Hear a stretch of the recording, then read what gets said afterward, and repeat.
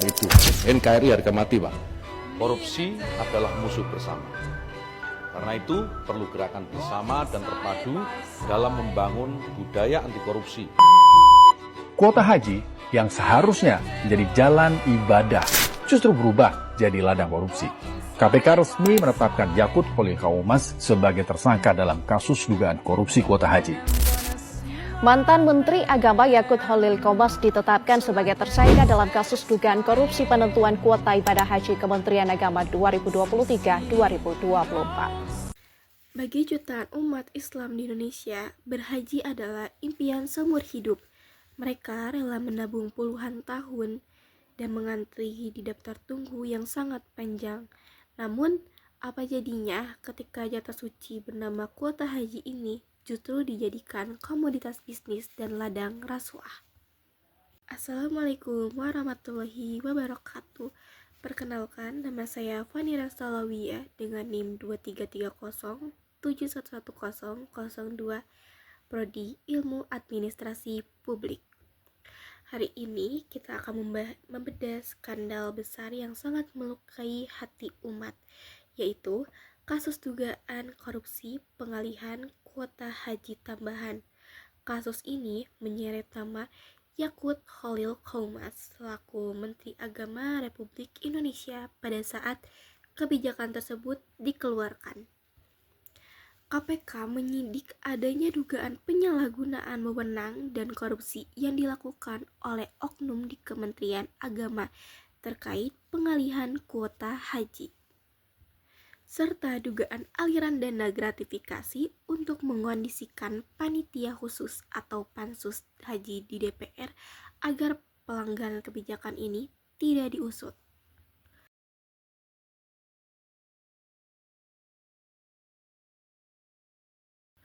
Mari kita bedah duduk perkaranya menggunakan teori kebijakan publik.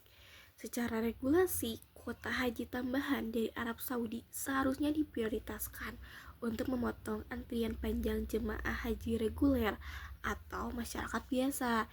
Namun, pengambil kebijakan mengeluarkan diskresi sepihak untuk membagi kuota tambahan tersebut secara tidak adil, yaitu 50% untuk haji reguler dan 50% untuk haji khusus yang dikelola oleh travel swasta.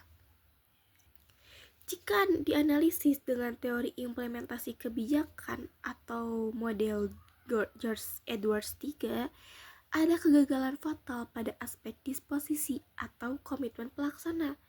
Kebijakan ini sengaja dimanipulasi demi memburu keuntungan ekonomi pihak tertentu. Lalu, siapa aja sih pihak yang dirugikan dalam kasus ini? Korban utamanya itu yang pasti ratusan ribu jemaah haji reguler, khususnya para lansia yang haknya terampas dan terpaksa mengantri bertahun-tahun lebih lama lagi. Selain itu, negara dirugikan secara reputasi dan kepercayaan publik terhadap instansi keagamaan runtuh seketika. Terus, berapa total yang dirugikan?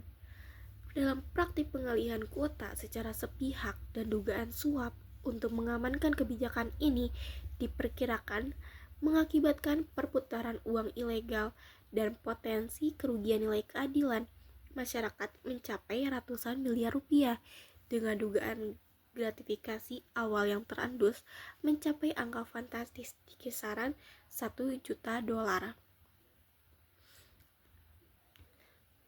Terus, mengapa sistem tata kelola atau governance di instansi keagamaan ini bisa kecolongan?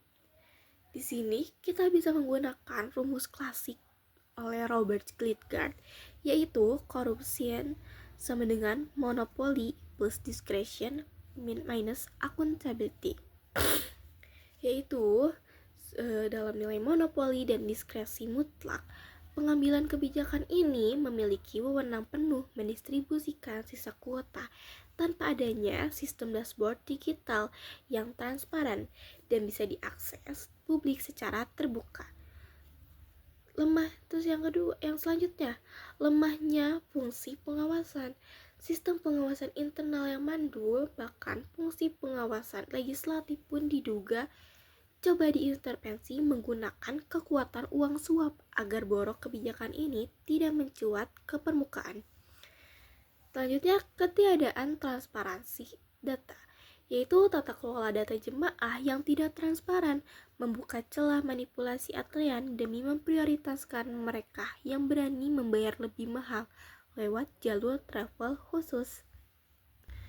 Teman-teman, jika korupsi pada umumnya adalah kejahatan hukum, maka korupsi kuota haji adalah bentuk kejahatan spiritual tertinggi. Menjual hak orang-orang kecil yang rindu ke Baitullah demi keuntungan material adalah bentuk kezoliman atau zulm yang sangat nyata. Islam menuntut setiap urusan umat diserahkan kepada orang yang memegang teguh asas amanah, yaitu dapat dipercaya dan yaitu keadilan. Rasulullah Shallallahu Alaihi Wasallam bersabda, jika amanah telah disia-siakan, maka tunggulah kehancuran. Hadis riwayat Bukhari.